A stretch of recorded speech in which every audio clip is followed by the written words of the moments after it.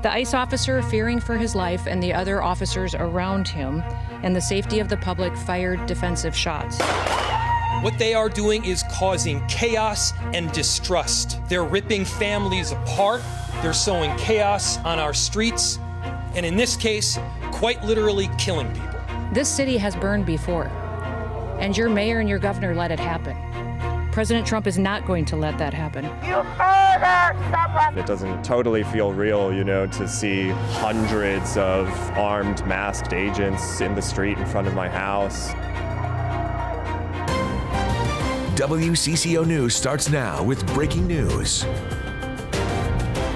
Here is a live look at the large crowd gathered at a vigil tonight. They are here honoring the woman who was killed during an ICE operation in Minneapolis today. And officials have identified the woman who was killed as a U.S. citizen. They say that she was shot by an immigration and customs enforcement officer. Here's what we know. Minneapolis police officers responded to reports of shots fired just after 9:30 this morning. Paramedics took a woman with gunshot wounds to the hospital where she died. Federal officials say that woman is 37-year-old Renee Good. We have team coverage of the shooting. We want to start with Connor White, who has been on the scene all day. Hi there, Connor. This crowd has really only grown over the past hour or so as more and more people fill in, making this a really shoulder-to-shoulder space just off the intersection of 34th and Portland. The vigil itself is focused right in front of the home where Renee Good's car ended up crashing after federal authorities say that ICE shot and killed her through her windshield.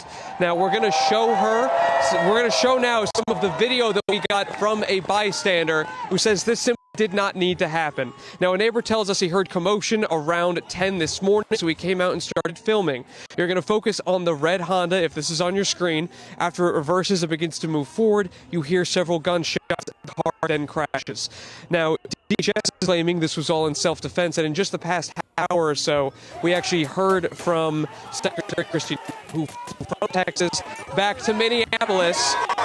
And you can hear that many of the people around here are sure. They are in line with what Minneapolis Mayor Jacob Fry said, which is calling that self-defense. He called it BS. He said that it was garbage. Kristi Noem, however, is continuing to make that claim that this was in self-defense. We're going to show some of that sound from her now.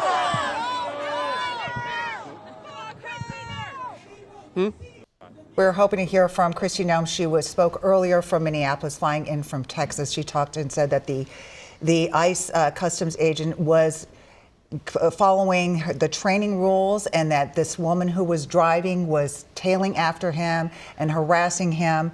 And so we, of course, will look into all these claims, as we've been doing all day, to see, because we hear that Mayor Fry is saying it's a different story by looking at the video. We will be looking to all those claims all evening long and have a report for you. Lots of different vantage points that we're seeing as they come in. We're vetting those for you, and we've seen a big response from the community. Of course, you saw it there following today's shooting.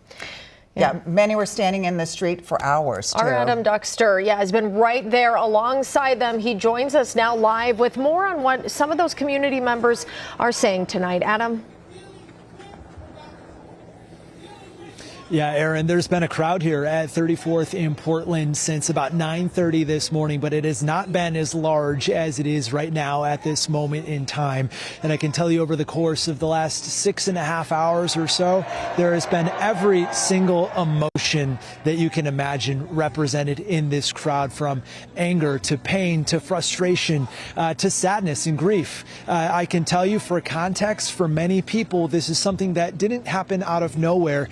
You have to keep in mind, Operation Metro Surge started in the beginning of December. We've seen over 1,000 arrests of people here in the Twin Cities by federal law enforcement. And then, of course, ICE itself saying at the beginning of this week, its largest operation ever starting here in the Twin Cities. More than 2,000 agents here in Minneapolis and St. Paul, and more than hundreds of Homeland Security investigators. For context, we were told there are more Homeland Security investigators here in the city of Minneapolis than there are the entire state of Arizona. So the frustration building over for so many, including for one person who was out of his home and watched this all unfold in real time. I hear 3 gunshots, and then I hear a car crash, and then I come out the house. I see this lady hugging the victim. It's the lady wife. So the wife is hugging her victim, hugging her wife and stuff like that. But they ain't causing no trouble. Why y'all sit over here picking on them? They try to live their lives and look out for their family.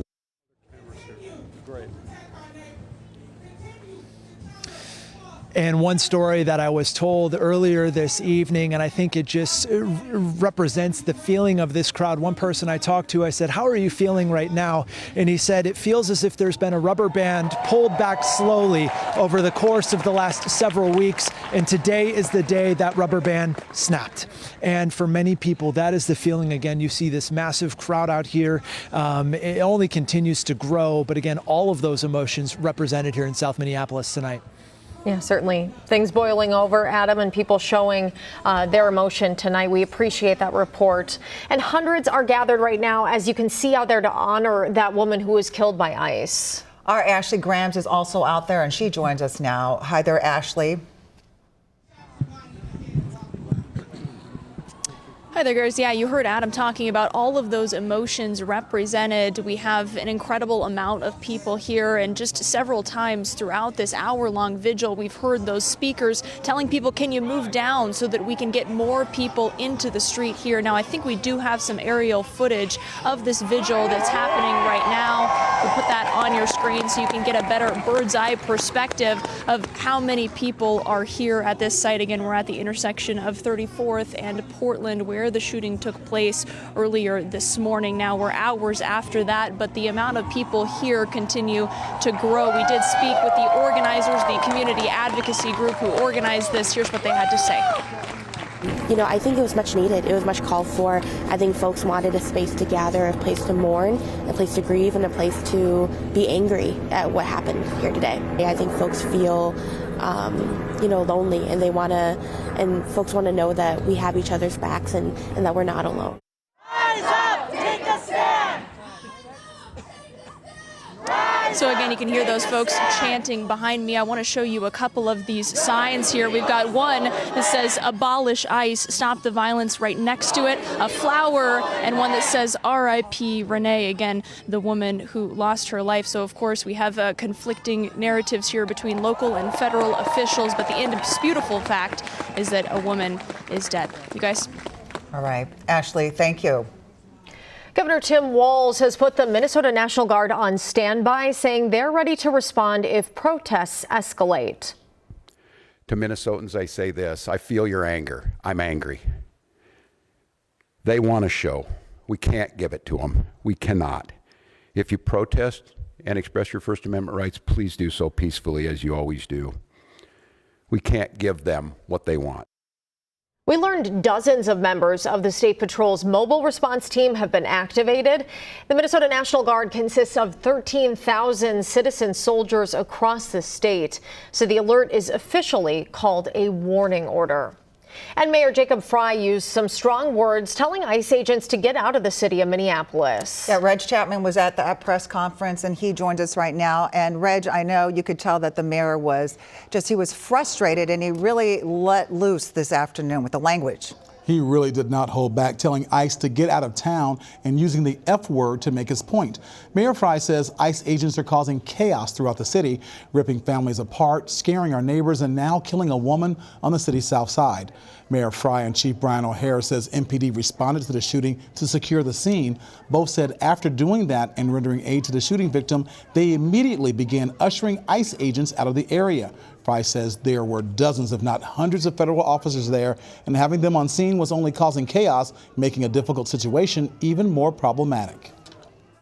We collectively are going to do everything possible to get to the bottom of this, to get justice, and to make sure that there is an investigation that is conducted in full. But what we do know is that a 37-year-old woman is dead, and that she was shot by ICE. There is nothing to indicate that this woman was the target of any law enforcement investigation or activity.